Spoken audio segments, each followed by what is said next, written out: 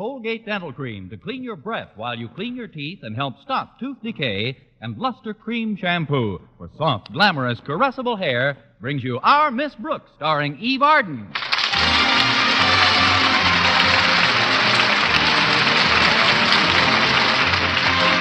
It's time once again for another comedy episode of Our Miss Brooks, written by Al Lewis. For many teachers throughout the country, the past week marked the beginning of a new semester. And for our Miss Brooks, who teaches English at Madison High School, it was quite a busy time. Thanks to our beloved principal, Osgood Conklin, it was even busier for me than for the rest of the faculty. For in addition to my school duties, he had me typing reports at home in the evenings. All week long, I didn't have a moment to myself. And worse than that, I didn't have a moment to Mr. Boynton. Friday morning at breakfast, I couldn't help bending my landlady's sympathetic ear. So you see, Mrs. Davis, not only have I spent the past 4 nights working for nothing, but I haven't been able to spend any time with Mr. Boynton. That's a shame, Connie. But why did you take on all that extra work? You told me yourself you volunteered to do it for Mr. Conklin. Of course I volunteered. I'm too young to face a firing squad. But it's not the work I mind. There's something else that bothers me. Now, look, Connie, I know that Mr. Boynton is tall, dark, handsome, charming. That's what bothers me. It's where he's been while I've been busy. Mr. Boynton? Why, he's probably been at home every night, twiddling his thumbs. You're wrong, Mrs. Davis. He's been at Miss Enright's 3 nights in a row. And for all I know, he's been twiddling her thumbs. I don't think you have to worry about Miss Enright, Connie. She may be a capable English teacher, but when it comes to looks, she's no competition. I don't know about that. She's quite an attractive person these days. These foggy days, that is. Well, I appreciate this pep talk, Mrs. Davis, but I'd better get ready to leave. Walter Denton said he'd pick me up early. Good, Connie. That'll give you a chance to plan your counterattack. If you really believe that the enemy has secured a foothold in your territory, you've got to get busy and storm the heights. You're so right. Boynton Heights, here I come.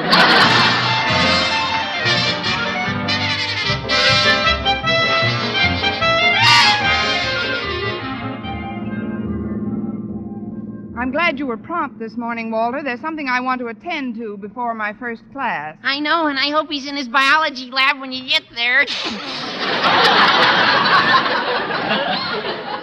I don't mean to pry into your personal life. Good, let's keep it that way. But I couldn't help noticing how little you and Mr. Boynton have seen of each other during the past week. Now, listen, Oh, Walter. I know it's because of all the extra work you've had to do. Oh, even Harriet Conklin, our principal's own daughter, told me she thought he's been driving you like a horse. Oh, I don't know. I always whinny while I work. And you've noticed something else, too. Miss Enright hasn't let any grass grow under her feet. Please, Walter, Miss Enright's gardening problems don't interest me. You know what I mean, Miss Brooks. She's had dates with Mr. Boynton one night after another. Walter, I know you're fond of me and mean to be helpful. But if this intensely personal conversation doesn't stop, I'll get out and walk to school. Gosh, Miss Brooks, I didn't mean to intrude on your privacy, but it just happens that I have a wonderful plan to get Mr. Boynton out of Miss Enright's clutches once and for all. You want to hear it, Miss Brooks? How can I help it? I'm not going to get out and walk to school. Now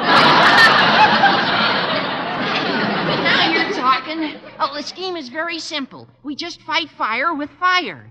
For the past 3 nights, Mr. Boynton has had dinner at Miss Enright's place. Everybody knows that. What does she live in, a television studio? Please, Miss Brooks, you'll stop the flow. Sorry. Obviously, Mr. Boynton keeps coming back there because he gets some good food, and the price is right. Hence, the old saying is proved again, the way to a man's heart is through his stomach. Well, that may be one of the better routes, Walter, but how do we interrupt Miss Enright's regularly scheduled trips? That's where the fighting fire with fire comes in. Please, Walter, burning down a fellow teacher is arson. No, you don't burn her down. You simply tap the same source that she uses for tempting recipes. Then you invite Mr. Boynton to your lair, your place. Well, what is her source of recipes? Miss Dugan's domestic science class. The girl's learning to cook at the best recipes you've ever seen. And Miss Enright borrows them? Sure. After school, she takes them right off the bulletin board in Miss Dugan's room. And they print new ones every day. And Harriet tells me they're so simply written that a submoron could follow the instructions. Thanks, Walter. I didn't mean it that way, Miss Brooks. But I know you haven't had much experience cooking, and You're right, Walter. Mrs. Davis does all our cooking. Well, Harriet's going to meet us at school this morning and take you into the domestic science class for a little brush-up. And then you invite Mr. Boynton to dinner tonight and let nature take its course. Well, here we are. You get out, Miss Brooks, and I'll find a place to park. All right, Walter. Oh, I keep forgetting. You've got tin slats where the doors should be. Give me a hand, will you? Oh, sure, Miss Brooks. There you go. Well, the corrugated tin looks nice instead of doors, doesn't it? I got the idea from the new Hudson. The new Hudson? Yeah. This is the car you step down out of. Oh, and there's Harriet. Hi, Miss Brooks. Walter. Hiya, Harriet. Take our charge in tow. I'll just be a couple of minutes. Okay, Walter. See you later. Come on, Miss Brooks. Let's go in. All right, Harriet. You seem to be the doctor. You just leave this thing to us, Miss Brooks. We'll have that certain party eating out of your hand in no time. If I break any more dishes at home, he'll have to. Now, here's our plan, Miss Brooks. Mr. Boynton's favorite dish is Boston stew. Boston stew? How do you know? Miss Enright pumped him for it yesterday. Seems like a lot of trouble to go to.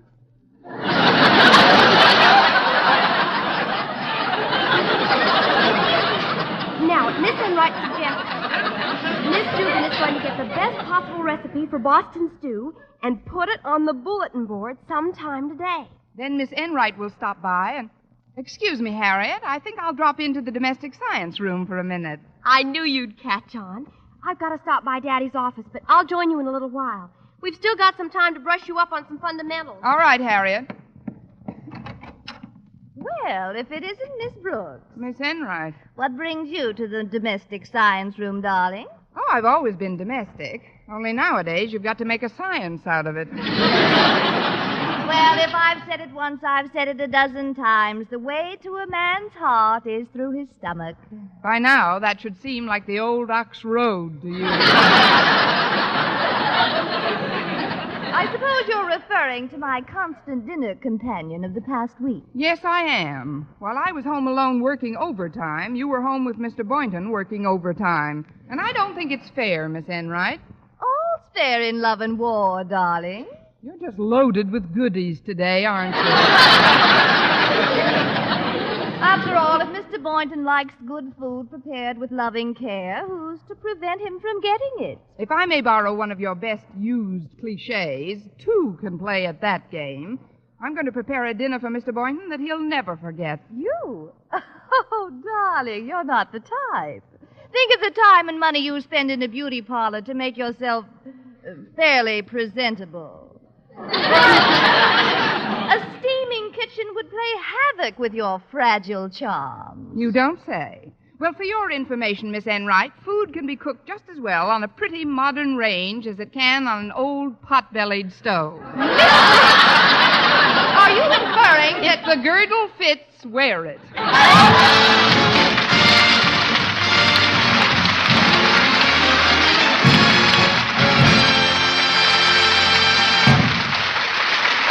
Our Miss Brooks, starring Eve Arden, will continue in just a moment. But first, here is Vern Smith.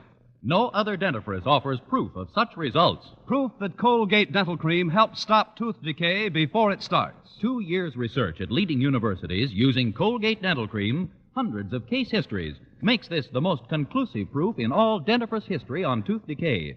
Conclusive proof that when teeth are brushed with Colgates right after eating, Colgate Dental Cream helps stop tooth decay before it starts. yes, the toothpaste you use to clean your breath while you clean your teeth now offers a safe, proved way to reduce tooth decay.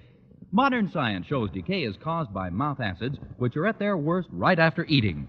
Brushing teeth with Colgates as directed helps remove acids before they harm enamel. Colgate Dental Cream has been proved to contain all the necessary ingredients, including an exclusive patented ingredient for effective daily dental care. Get Colgate Dental Cream today. Big economy size, only 59 cents. Always use Colgate Dental Cream to clean your breath while you clean your teeth and Help stop tooth decay before it starts. remember, no other dentifrice offers proof of such results.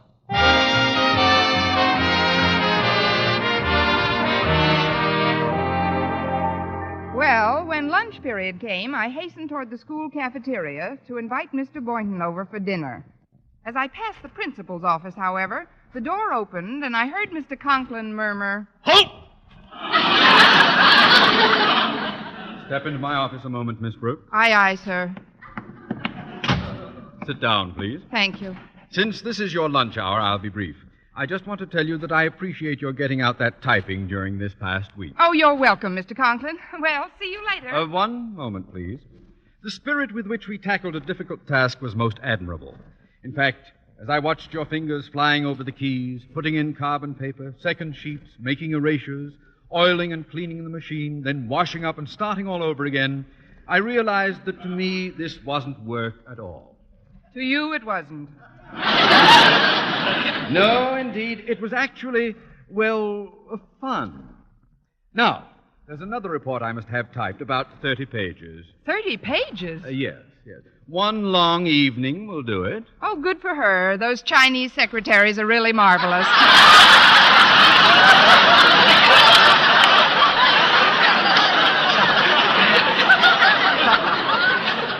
Now, if you'll excuse me... Miss Brooks. I'll be over at your home about 7 tonight. Mr. Conklin, don't you think you've been a little partial to me lately? Partial? With these honorary jobs, I mean. You know how carefully we teachers try to avoid making pets out of any students, and, well, you've got to be doubly careful in your high office not to pet any teachers. I mean, show any partiality. Look, I'd like to make a suggestion. Mine is an ever-open mind, Miss Brooks. I know. Why don't you give some other teacher the opportunity of working with you tonight? Who, for instance? Well, it's not my place to mention names, but I'm sure Miss Enright would love the opportunity. Miss Enright, eh? She is a competent sort of an individual. Even more competent than some I've used. Yes. I think I'll ask her about it right now. Oh, don't ask her now, Mr. Conklin. Surprise her. Just drop over to her place tonight with the work under your arm. But how can I be sure she'll be at home? She'll be at home, all right. If you'll just get there at 7 o'clock sharp, Mr. Conklin, I can promise you'll find Miss Enright cooking, with and without gas.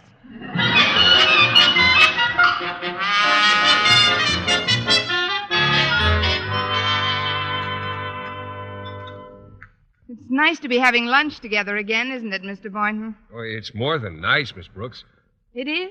Certainly is. This goulash is terrific.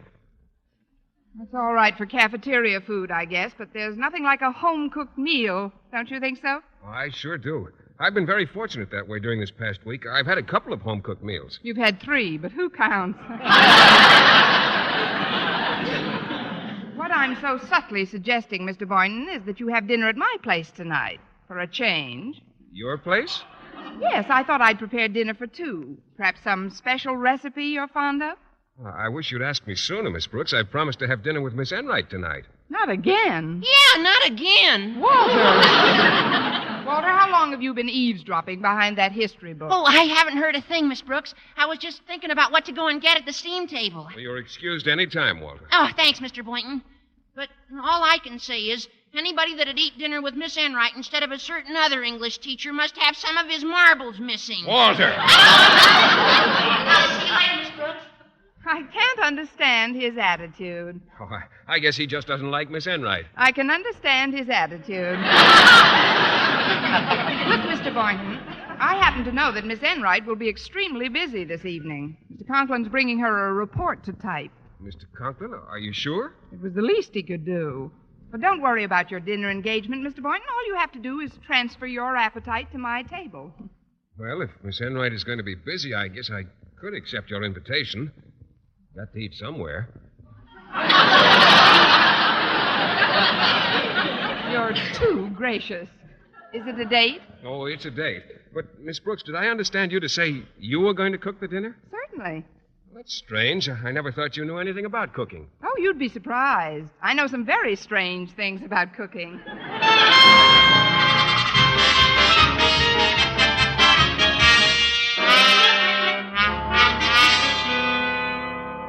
Hi, Walter.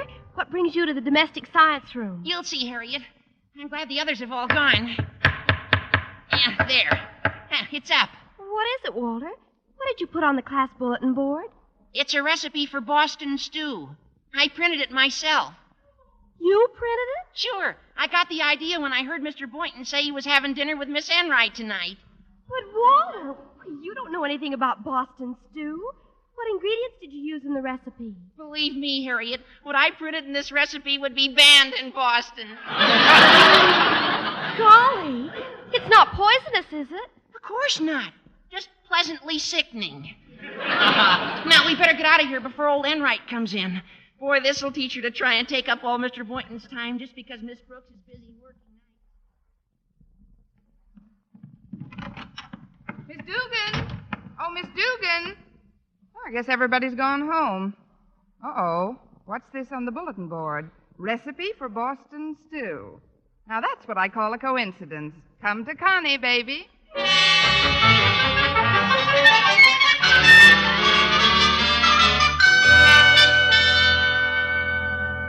Mr. Boynton should be here soon, Mrs. Davis. How is the Boston stew coming along? All right, Connie, but there's so many strange ingredients. I must have 15 things cooking in 4 different pots. How does it look to you? Well, frankly, Mrs. Davis, it looks like the stuff they pulled the big moe out of. But it must be a good recipe, or it wouldn't have been tacked on the bulletin board. Now, then, did you saute the codfish balls in beef gravy and baste the frankfurters with molasses? I did, Connie. And did you stuff the olives with shredded wheat before frying them? Yes. And now I'm just bringing the horseradish and turnip greens to a slow boil, Helen. Good. And now we come to the main part of the recipe. Wait a minute, I'll read it for you.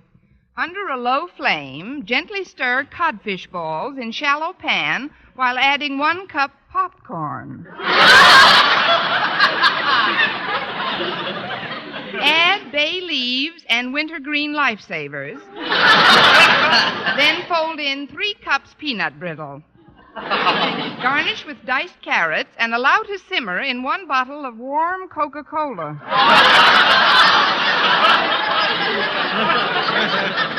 Well, every man to his own taste, I suppose. Oh, it was very nice of you to help me with this cooking, Mrs. Davis. But remember now, it's our secret. Of course, dear. As far as Mr. Boynton is concerned, your loving hands alone prepared this masterpiece. Now, I'll just take my coat and be running along, Connie. I'm having dinner at my brother Victor's house. You told me that before, Mrs. Davis. What time are you due at Victor's? 6 o'clock. What time is it now, Connie? 6:30. Then I better hurry. I wouldn't want to be late.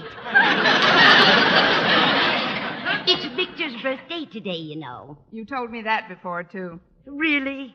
I am getting absent-minded. Now, where did I put his present? Oh, here it is on the cupboard shelf. 6 nice golf balls. See? Yes, they're very pretty. Wait a minute, Mrs. Davis. There are only 5 golf balls here. Oh, that's all right. Victor never plays golf anyway. Well, I'll be going now, dear. Just let the Boston stew simmer for another few minutes and then turn off the gas. I may not have to turn off the gas. This stuff looks strong enough to blow it out. Oh, that must be Mr. Boynton now. I'll just slip out this back door and be on my way. Lots of luck with the dinner, dear. Thanks again, Mrs. Davis. Wish your brother a happy birthday for me. I will. Good night. Good evening, Miss Brooks. Welcome, Mr. Boynton. Let me put your umbrella in the closet. This is Miss Enright. Sorry. They both have the same type frame. Come in, I suppose. Thank you, darling. Give me your coat, Mr. Boynton. I'll hang it up for you. Oh, thank you. Here's my coat, dear. Just throw it over that chair. Your hospitality is overwhelming. You see, Miss Brooks, I took the liberty of bringing Miss Enright along for dinner because we did have a prior date, and she didn't have anything else to do. But what about... Mr. Conklin? Well, fortunately, he phoned me about that typing assignment you arranged for me.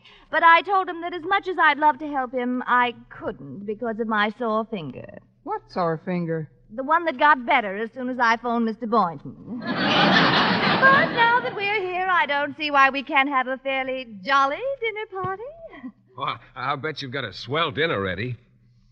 What's that I smell? Is it coming from the kitchen? I wouldn't be surprised if it was running from the kitchen.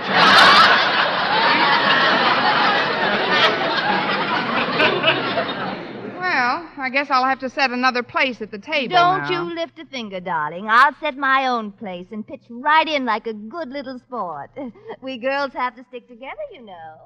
I'm stuck with you, all right. Well, I'm going into the kitchen, if I may, and help carry things out when they're ready. All right, Mr. Boynton. Oh, I'll answer the door. You just go on back to the kitchen. Oh, don't worry about me, Miss Brooks. I'm pretty handy around the house. Yeah, the wrong house. Walter. Hiya, Miss Brooks. I knew you were going to be all alone tonight, so I got permission from my folks to eat with you. Can I come in? Why not? Although about my being alone... Boy, I've got a story to tell you that'll really cheer you up. I can use it. Come into the dining room, Walter. We're about ready to start. Oh, swell. Of course, I've got a date with Harriet tonight, so I'll have to go right after dinner.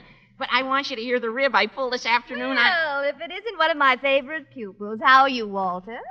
Miss Enright, but I...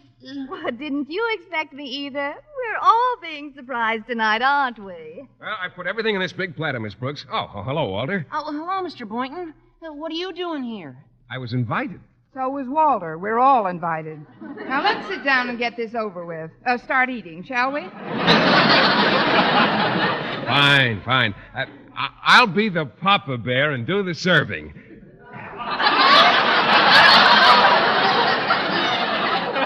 Well, here's yours, Miss Enright. Thank you, I think. Here's your dish, Miss Brooks. Thank you. Now you, Walter. Oh, boy, I'm starved. Well, go on and eat, my boy. This is food that's fit for a king. Yeah, I'll try one of these round things first. This is kind of slippery. Look out, Walter, it's rolling off your plate. Where'd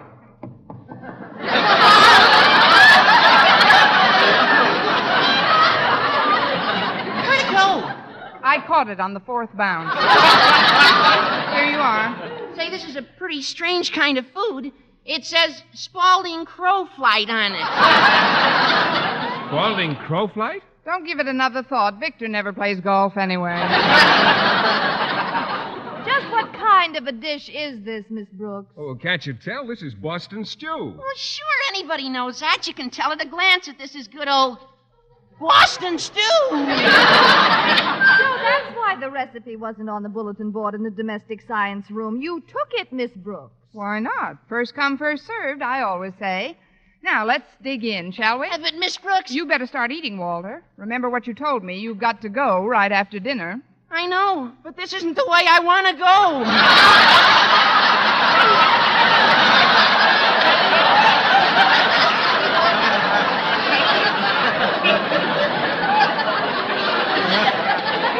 Please, look, Miss Brooks, I got to talk to you privately for a minute. Come on into the kitchen. Hey, excuse us, folks. Just continue eating, won't you? I'll be back as soon as I see what's wrong with Walter. What is it, Walter? What's the trouble? That recipe for Boston stew. That didn't come from the domestic science teacher. I printed that myself. You? Sure, that was the rib I started to tell you about. I thought Mr. Boynton was going to have dinner with Miss Enright, so I wanted to fix her wagon. I just put down everything I could think of in that recipe. Oh, this is terrible. I've got to stop them. Yeah, you better. I'm going to take a powder out the back way. If Miss Enright finds out about this, she'll kill me. And if she doesn't, it's my turn tomorrow. Listen, folks, don't touch the... Where's Miss Enright? The strangest thing happened, Miss Brooks. She took one spoonful of the stew and got the most peculiar look on her face. And then she excused herself and ran out the front door. I don't know what got into her. I do. Mr. Boynton, please... She never acted that rudely before. I can't understand Well, never it. mind that now. I hope you didn't taste that stew. Taste it? Well, I've eaten 2 plates of it.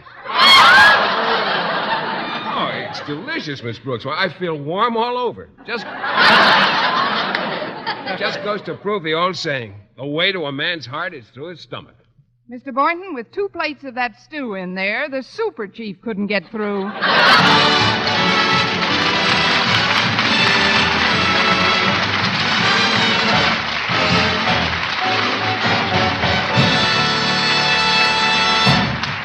Eve Arden as our Miss Brooks returns in just a moment. But first, Dream girl, beautiful luster cream girl. Tonight, yes, tonight, show him how much lovelier your hair can look after a Luster Cream shampoo.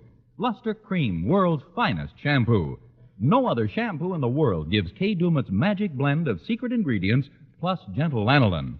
Not a soap, not a liquid. Luster Cream shampoo leaves hair 3 ways lovelier. Fragrantly clean, free of loose dandruff, glistening with sheen, soft, manageable. Even in hardest water, Luster Cream lathers instantly. No special rinse needed after a Luster Cream shampoo. So gentle, Luster Cream is wonderful even for children's hair. Tonight, yes, tonight, try Luster Cream shampoo. Dream girl, beautiful luster cream girl. You owe your crowning glory to a luster cream shampoo. And now, once again, here is our Miss Brooks. Well, Mr. Boynton was so grateful for the Boston stew, he could hardly wait till the dishes were finished before inviting me to a movie. But as we headed for the closet to get our coats, the front door opened and a familiar voice murmured, Halt! Mr. Conklin. Oh, hello, Boynton. Well, Miss Brooks, since Miss Enright has a bruised finger tonight, I brought over this 30-page report, and I'm going to let you type it. Thanks a million. Gosh, Mr. Conklin, we were planning to see a movie. Well, you'll have to go alone, Boynton. This is business. Awfully sorry, Miss Brooks. I'll go get my coat out of the closet. All right, Mr. Boynton. Mr. Conklin, can't this typing be postponed? I'm afraid not. This is so important, I even skipped my dinner so that we could buckle right down to work.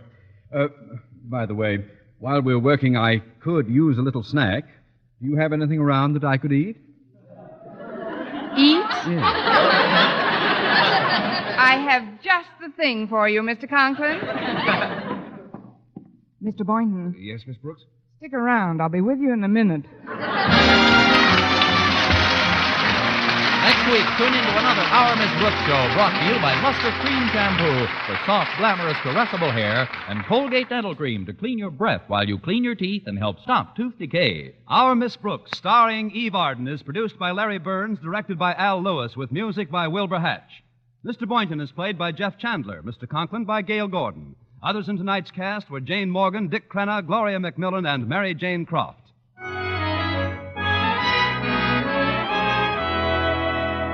For a beauty bath that brings you glamour from head to toe, get bath-size Palmolive soap. Yes, ladies, for a velvet smooth beauty lather that caresses your skin, leaves your whole body glowing with the warm blush of fragrant loveliness, enjoy a beauty bath with bath-size Palmolive.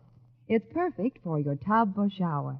Just the gentlest massage over your body creates a glorious lather that leaves your skin delightful. Yes, for the most luxurious bath you've ever had, get big bath-size Palmolive soap. At this time, the Colgate-Palmolive Peat Company salutes the American Dental Association, sponsors of National Children's Dental Health Day tomorrow, February 6th.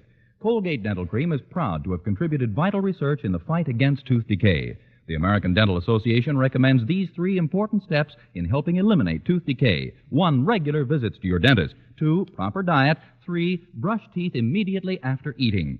Colgate-Palmolive Peat joins America's 75,000 dentists in urging that you begin now to instruct your children in this important dental care. Help guarantee healthier, sounder citizens for the future. Be with us again next week at this same time for another comedy episode of Our Miss Brooks. This is CBS, the Columbia Broadcasting System.